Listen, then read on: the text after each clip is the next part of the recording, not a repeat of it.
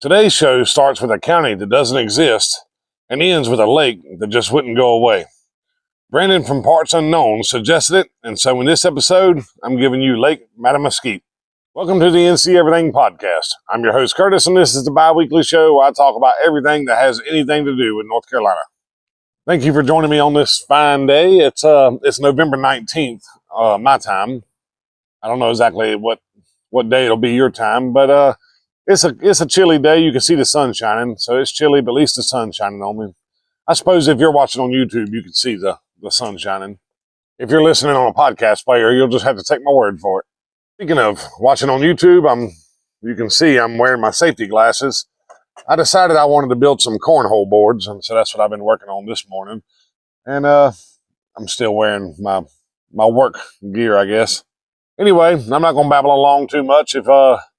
If you like the show, by the end of it, don't forget to rate, review, subscribe. Check out the links below for more NC Everything, which I'll talk about at the end of the show. And as always, if you are listening on a podcast player and you want to put a face with the voice, check out the link below or I'm sure it's in the link below. Anyway, check out the links below for the YouTube channel. And if you're watching on YouTube and you rather just listen, that can be found on most podcast players. And I know I completely screwed that up, but I'm pretty tired, and I've been up a pretty good while today. But I think I'm tired in every episode. I'm getting that age now where I'm always tired. Anyway, let's go ahead and get into the content.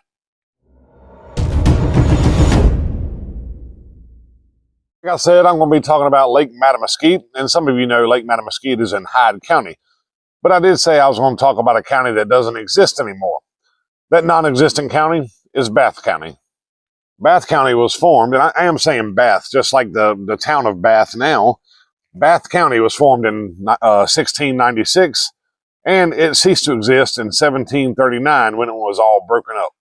You see, Bath County was a colonial county, and it was broken up into three colonial precincts. Those precincts were named Pamtico, Wickham, and Archdale.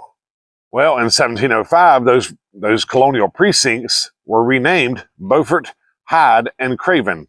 And in 1712, those three precincts with the new names were made into counties. And so the old Bath County became Beaufort County, Hyde County, and Craven County. And now, let's focus on Hyde County.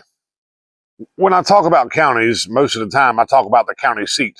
That's if you don't know, that's the central area for government. So in Orange County, where I live, our county seat is Hillsborough. That's where you'll find the courthouse and any other government offices. That's going to be in the county seat.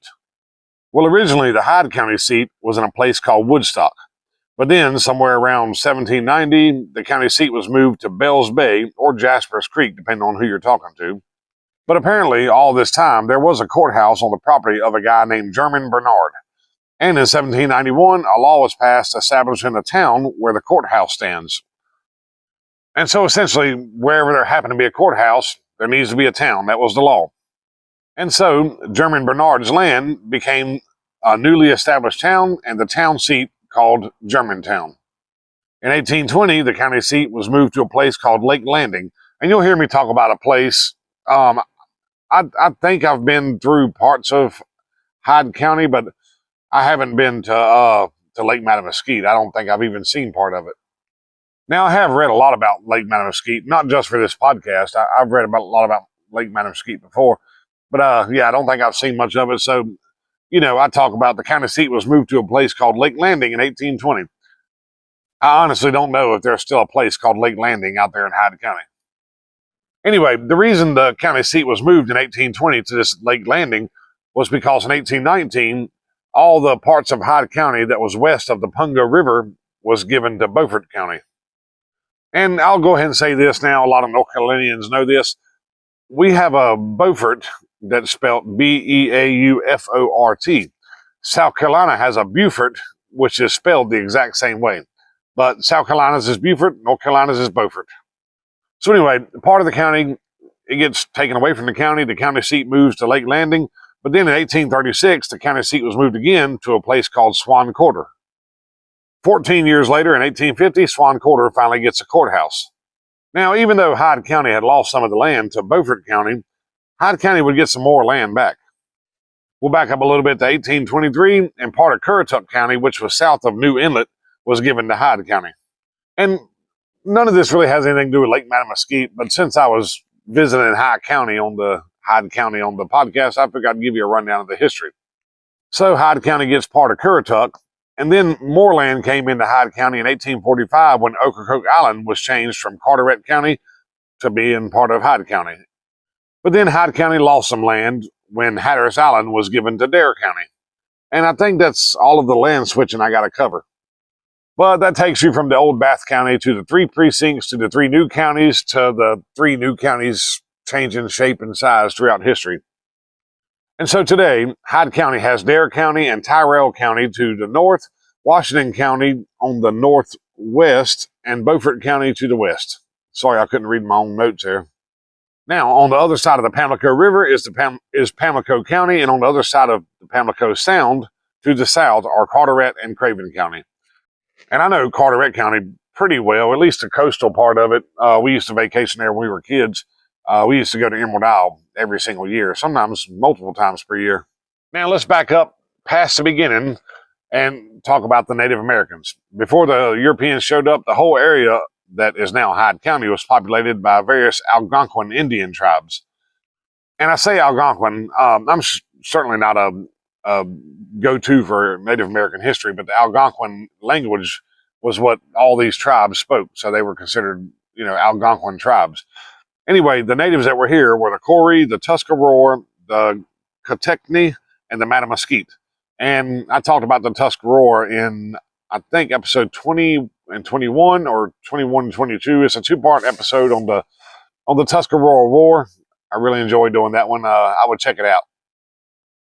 So you got these 4 major tribes living here, but as you know, in the late 1500s, white man shows up. Eventually, so did the pirates. Check out my episode on Blackbeard for more about that. I think that's episode 6. Today, the island is part of the Cape Hatteras National Seashore. Okay, I had that in my notes, and it seems out of place. Obviously, I must have had a note in here about Hatteras Island.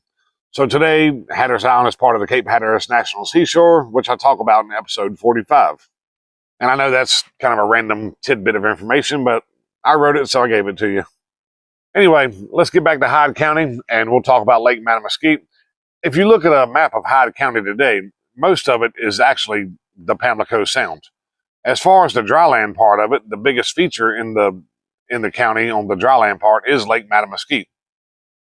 Back then, or back in the old days, Mattamuskeet encompassed about 100,000 acres, which that seems humongous. I didn't look and see how many acres some of our major lakes are, Carr Lake, Jordan Lake, but 100,000 acre lake seems like a huge one. Anyway, Mattamuskeet is considered a natural lake, but it's also a Carolina bay. And if you listen to episode 46 of the NC Everything podcast, I cover the Carolina bays. And just a quick rundown why the Carolina bays are important, or peculiar anyway. Nobody really knows for sure how these bodies of water came to be. Some people say they're probably natural, and they probably are, but there's a possibility that they're not natural. Some people have blamed, of course, aliens and meteorites hitting the earth. But these, if you look on a map, these natural lakes, they're all over the place. There's hundreds of them, and nobody really knows for sure how they came to be. As far as Lake Mattamuskeet, it's North Carolina's largest natural lake, and it gets its name from the Algonquin word that means dry dust. And the name dry dust for a lake seems like it could be confusing. I mean, it is kind of confusing. But I had read somewhere that scientists think that a meteor had hit the earth in what is now Hyde County, and it left this big old dry, dusty hole. And that may be where it got its name. But eventually the hole did fill with water, but not before Native Americans named it dry dust, or Mattamuskeet. Another less exciting possibility is that a fire burned in the area, literally burning a hole in the ground, and it could have got its name dry dust or Mattamuskeet from that. It sounds more plausible, though, the burning, because when I say hole in the ground, Mattamuskeet itself isn't very deep at all. It's about 14 miles long and 5 miles wide, but the depth of the lake ranges from only 6 inches to about 4 feet. So you could essentially walk across the lake in any place. Another interesting thing about Mattamuskeet, again, it's the Carolina Bay. There's no rivers, creeks, or streams feeding into it like like other man-made or natural lakes. The water levels in Mattamuskeet depend solely on rain and groundwater. But despite the fact that it doesn't have any lakes or rivers feeding into it, it was nonetheless a humongous gathering spot for Native Americans who were looking for shelter, hunting, and fishing. Now, white man supposedly first saw Mattamuskeet in 1585 during one of Sir Walter Raleigh's first journeys to the New World. The colonists came in, they built settlements. Then the Tuscarora War happened, which is episode 21 and 22. I got it here in my notes. After the Tuscarora War, a reservation was established at Mattamuskeet in 1715. Now, like most Native American reservations, the white man gave the natives, shitty land that they felt like they didn't want. It was poor, terrible land. But was it actually poor or terrible land? Of course not. The thing is, around Mattamuskeet, that's what they call bottom land. Land that's, around swampy areas, it's covered in a lot of fresh water. And what happens is all these microorganisms die in the fresh water and settle to the bottom. So the soil underneath all this water, and it may even smell like stagnant water, but the soil underneath all this water is super, super fertile soil. And it wasn't long before the settlers figured this out. And a bill was passed by the Provincial Congress in 1703 to drain Mattamuskeet so they could use that sweet, sweet land. Well, the rural governor at the time, a man named Josiah Martin, he didn't want to hear that noise, and he vetoed the bill and shut it down. But the idea never fully went away. It did go dormant for a really long time, but nobody ever forgot about this really fertile land that was hiding underneath that water. Now, if you fast forward 134 years, it's 1911. The lake is now owned by this group called the State Literacy Board. And I'm not sure what this is. I tried to look it up and get some history on the Literacy Board, but I really couldn't find out much. But somehow they came to own the lake and the area around it, and they decided to dig a big canal to help drain this water out of Mattamuskeet. Again, the whole goal is get rid of the water and farm on the fertile dirt that's underneath. So they get together a bunch of slave labor, and they dig a 7-mile canal from the south shore of the lake all the way to the Pamlico Sound. And after the canal was opened up, it seemed like it was working. The lake shrank down from, I'd said it was about 100,000 acres. It shrank down to about 55,000 acres, so about half its size. The planters came in and they started planting seed, and farming boomed around the lake. Well, after a few years, like I said, the lake didn't completely dry up. About half of it did. Well, after a few years, they wanted even more space. They wanted even more of this sweet, sweet dirt, like I talked about. And so in 1909, the state legislature, created the Mattamuskeet Drainage District. And in this district, more canals were dug in an attempt to drain the lake even more. But the problem was, after this point, they just couldn't get the lake to drain. I mean, they would dig the ditches and the lake would go down and then it'd come back up, and it'd drain down and it'd come back up. No matter how much they dug and drained, Mattamuskeet just wasn't going quietly into the night. Well, then in 1911, the legislature creates a 3-man board of commissioners to figure out how to get rid of this pesky lake and cash in on that bottomland. They decide that instead of trying to drain the lake, they'll just pump all the water out. And they built the largest pumping station in the world at that time. However, the lake remained. Mattamuskeet was drained 3 times between 1916 and 1926. And 3 times she filled back up. And that's the thing. It wasn't that the canals and the pumps weren't working. They were working just fine. It just wasn't sustainable. Like I said, they would drain it down and start cheering and hoorahing, and then the lake would slowly fill back up. So it was costing them a fortune to try to keep this lake drained down. In fact, on that 3rd try of them draining the lake it drained down almost all the way. And it stayed gone for 5 years, and then it came back again. And after this final failure, they finally decided to throw in the towel and let Mother Nature have its way. In 1934, the government bought the land and created the Mattamuskeet National Wildlife Refuge. But it also says in December of that year, they named the land around Mattamuskeet the Mattamuskeet Migratory Waterfowl Refuge. So I'm not sure if those are 2 different things or not, but this was during the Great Depression. Now, the reason I mentioned the Depression is because one thing that came out of the Great Depression was the CCC, the Civilian Conservation Corps. And I've mentioned them in a few other episodes before. The Civilian Conservation Corps, CCC, was a program that was designed to give unemployed folks a job. So they were assigned to work on conservation and resource development projects all around the country. Well, the CCC went to work down there at Mattamuskeet, and they built a new wildlife refuge. They gutted the old pumping station and began to convert it into a hunting lodge. They took out all that old pumping equipment and renovated the building. It would open in 1937 and operate until 1974 as that hunting lodge. The CCC also built 15 wetland impoundments totaling 2,505 acres. And these waterfowl impoundments, we have a few around Jordan Lake close to me. It's, it's not necessarily a protected area, but it's a place where the birds can come in, and it's a feeding area. When they're migrating, they can stop in and feed and make babies. And, but again, you're allowed to hunt out there. It's not a safe haven for them, but it's not fully protected, but it's protected from development and land destruction. Now, I said that hunting lodge closed in 1974. From that point on, it just kind of sit there and rotted. But in 2006, Congress gives North Carolina the deed to Mattamuskeet Lodge under one condition. They would have to restore the building and maintain the old facility and use it as a facility dedicated to conservation.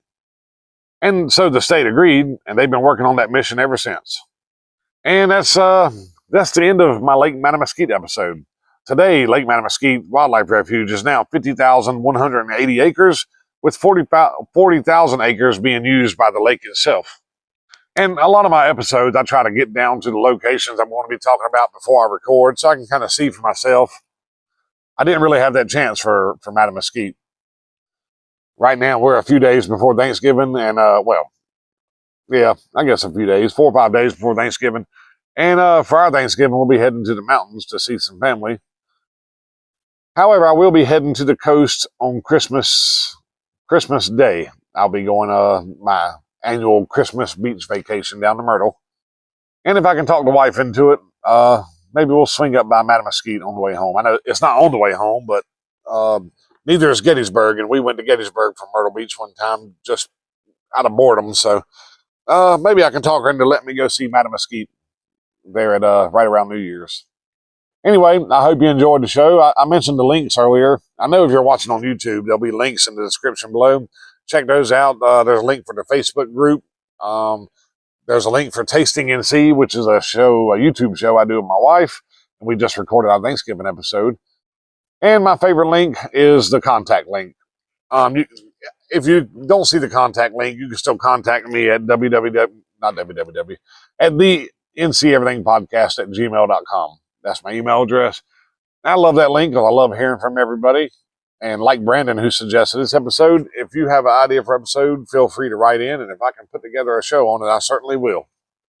Anyway, don't forget to rate, review, and subscribe. And if you're around Lake Mattamuskeet and I got something wrong in this episode, write in and let me know. If you got some pictures of Lake Mattamuskeet, I'd love to see them on the Facebook page, or you can send them to me directly. And I think I am plumb out of things to say. So you guys take care, and I'll talk to you in a couple weeks.